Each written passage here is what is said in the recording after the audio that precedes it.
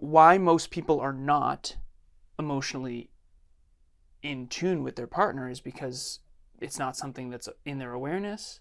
It's not something we're taught growing up in school or at home, typically. And we don't learn the feel wheel. Mm-mm. We learn our ABCs and mathematics, but we don't learn the feel wheel. Mm-hmm. I certainly didn't. Right? I didn't know what vulnerability meant till I was 28 years old. The biggest risk of that quote unquote personality type is the emotional intelligence. And there's men like him that will go their entire life being encouraged to reject their own emotional experience and reject, like an allergy, any emotion until 55 years old or until 60 hits. And then all of a sudden, that's your only thing in terms of your growth that you've been running away from your whole life. Conscious couples, business partners, and individuals, welcome to the Conscious Couples podcast, where we share our life, love story, and relationship expertise to help you consistently cultivate the most magnificent relationship possible. Never again will you feel hopeless and alone in your intimate relationship challenges. We'll help you have the courage to be your authentic self, communicate effectively, and constructively resolve conflict.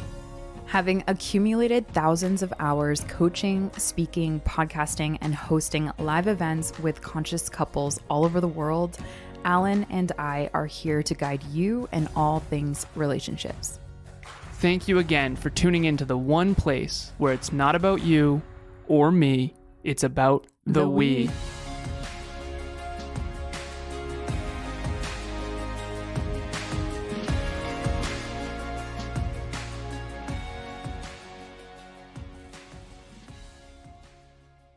I know this is part one and part two of the episode. I want to transition here. Two stories came up for me when you were talking that I think will help make this land even more. Okay. One, I've said in the past, when Emilia and I first met, this is almost 6 years ago now, I made a joke with her brother at her expense.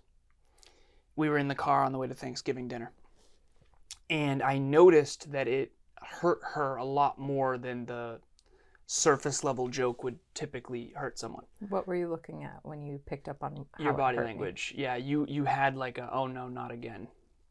So what you're referring to is my shoulders were kind of collapsing. My body was kind of collapsing. Almost like you got slightly depressed. Yeah. Like you lost faith in us a little bit. And I wore that in my body expression. And you wore that in your body expression, yes. Yeah. Your lapel also. So a part of me is frustrated that Emilia is wearing something that her lapel is constantly messing up, and it's been doing that all interview, and I needed to express that. Are you mad, sad, happy, frustrated, disgusted?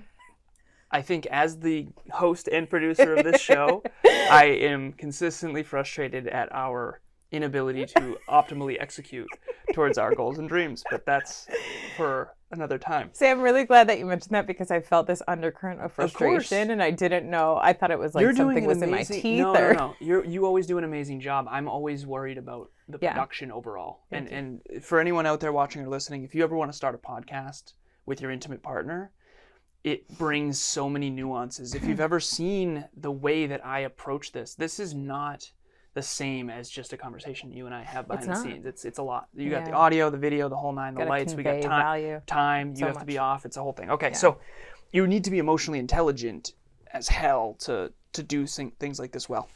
So while you were talking about my brother, and I just wanted to illuminate that because you are extremely emotionally intelligent, especially for men. And I do say that not as a sexist female, but what I have experienced. And one of the reasons, to be quite fair and to give credit to you, is that you pick up on those little nuances. You pick up on those body expressions, what we call micro expressions, which are essentially expressing what we truly think, feel, and value on the inside. Those micro expressions in our body language, posture, right? You picked up on the hurt. And that was like so profound because in that moment I was depressed. Like I was like, oh no, not again. Not again, another asshole who I'm going to date, have them be best friends with my brother, but yet at the expense of our connection. Yeah, exactly. And after that, I shared with Emilia, I said, I know what happened there.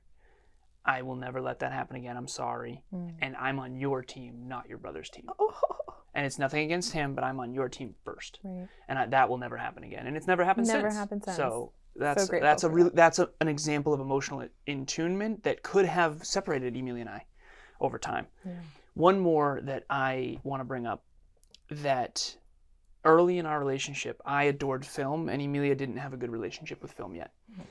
And since then, it's been unbelievable how much it's blossomed. It's been really cool because I think that Emilia had spent some time with people who chose shitty movies. Okay. 100%. Yeah, and so they don't know her the way I know her, so I know how to pick a film that's going to...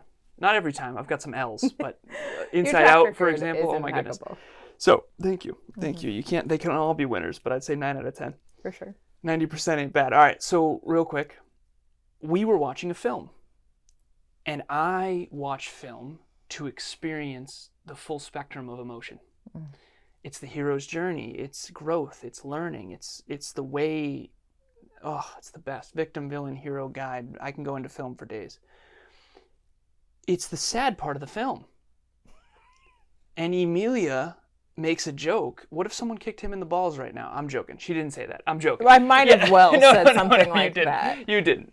But you did make a joke. Like, it was a very sad, deep, meaningful scene. Like, and I said to Emilia, I said, sweetheart, to be honest with you, I just invested the last hour and a half for this next 10 minutes. Yeah. Like, there's a build-up to this meaningful moment that you, quite frankly, just ruined. I just ruined it. Yeah, and I want to feel my emotions because film is one of the ways in which I get through life. Yeah. Film simulates. Yes. The brain literally sees that as a simulation. So yeah. I'm grateful that you said that.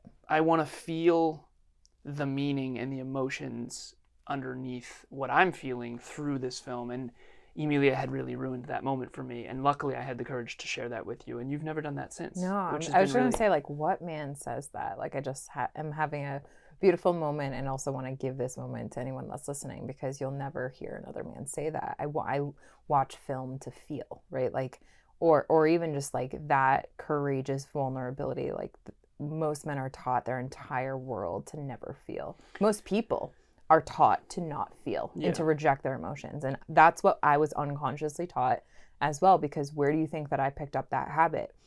Well, growing up, you guys watched a lot of comedies or sort of like slap action films. And for me, I like meaningful, personal development oriented films. Yeah. But again, at the end of the day, those were 2 early moments in our relationship.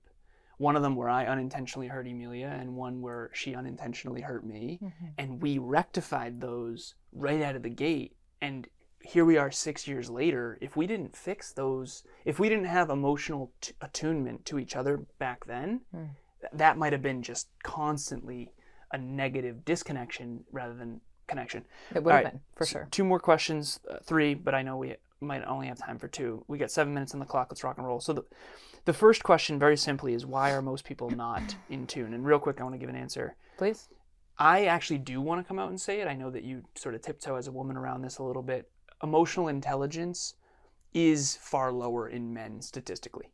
That is a researched fact. So statistically speaking, men tend to work on emotional intelligence less and therefore have lower emotional intelligence. So I'm going to say it as a man. It is not our natural go-to. Figure it the fuck out. Okay.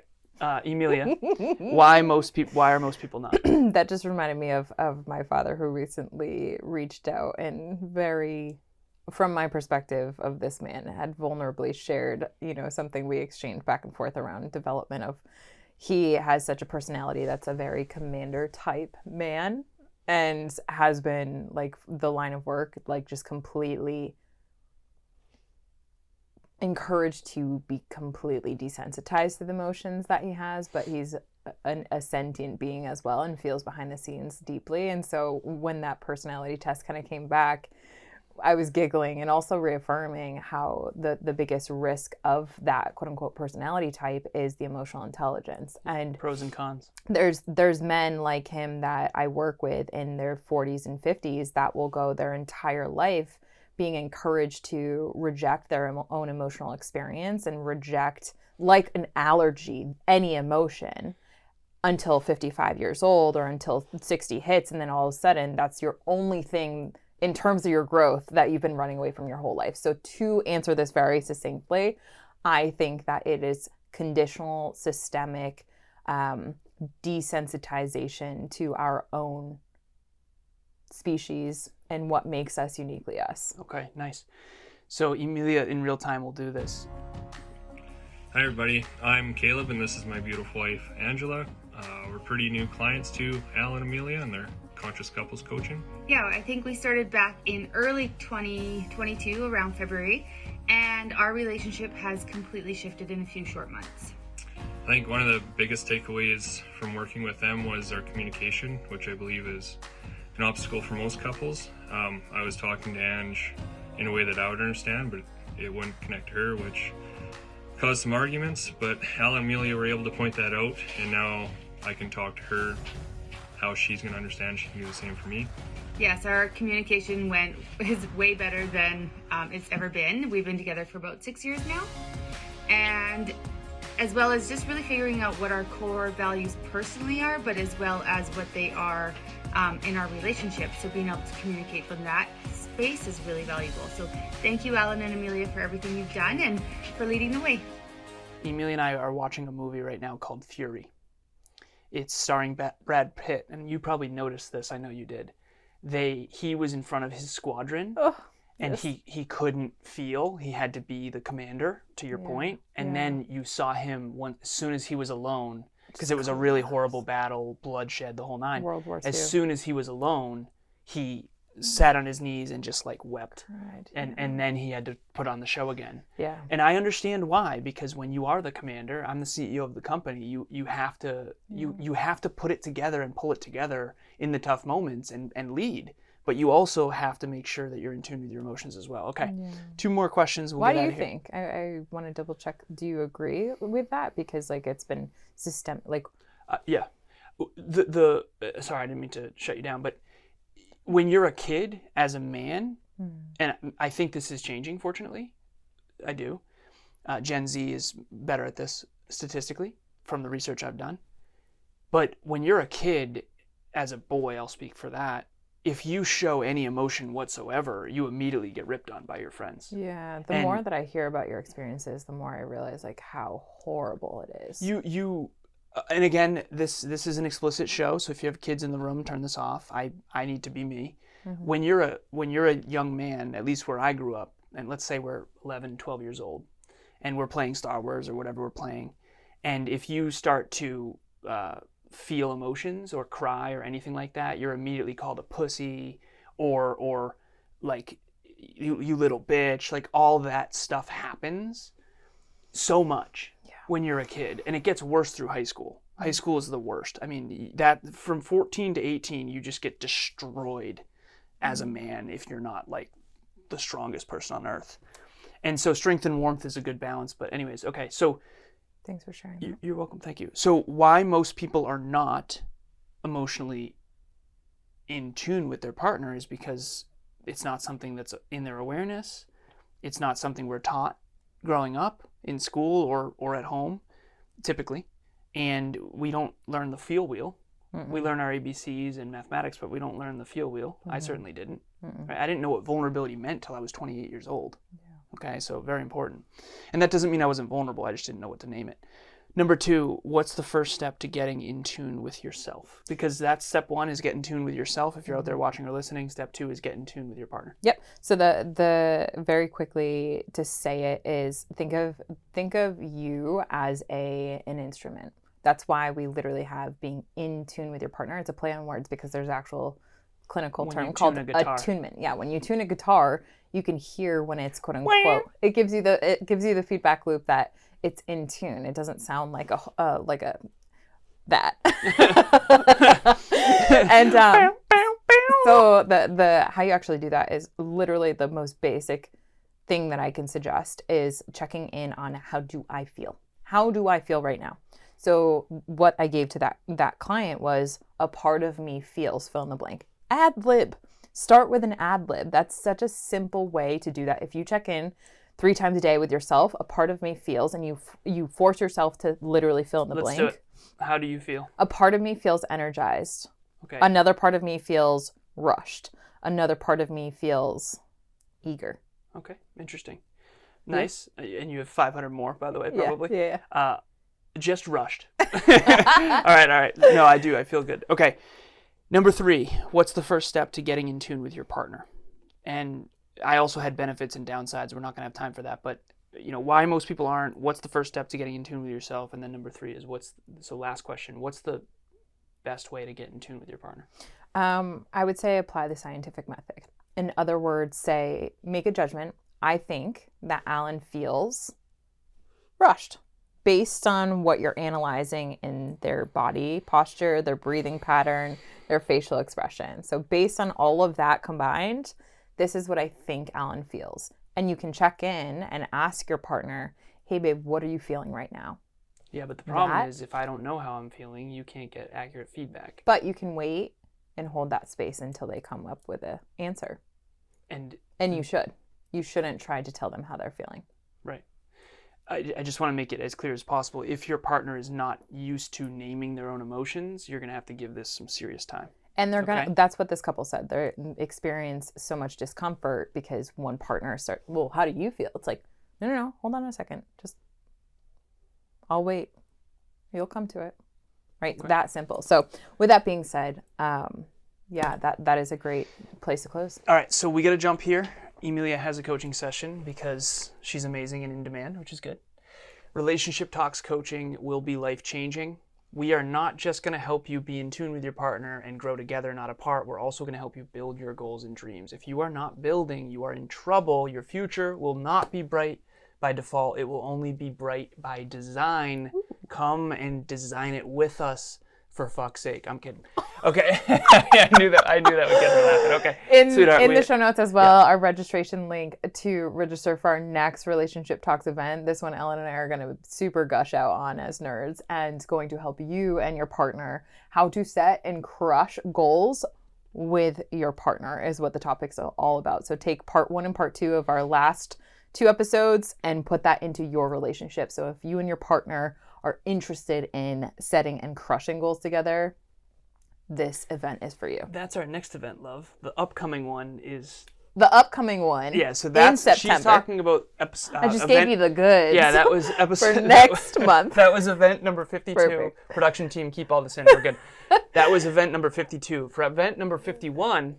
For event number 51 is the 5 love languages that no one ever talks about. So this is Alan and I's 25 conscious love languages worksheet guidebook that we have essentially talked about in this podcast. We are going to break down the 5 that no one talks about. We've never had these 5 revealed before.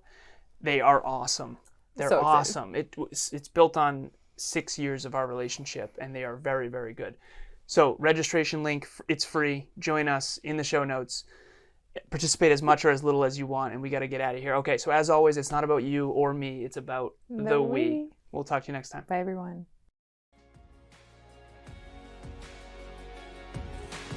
Thanks for joining us for another episode of the Conscious Couples podcast. We love connecting with the Conscious Couples community, so please check the show notes to connect with us and say hello on social media. If you and your partner resonated with this episode, please leave us a 5-star review at the link in the show notes and share this with someone you love. Until next time, it's not about you or me, it's about the we. We'll talk to you next time.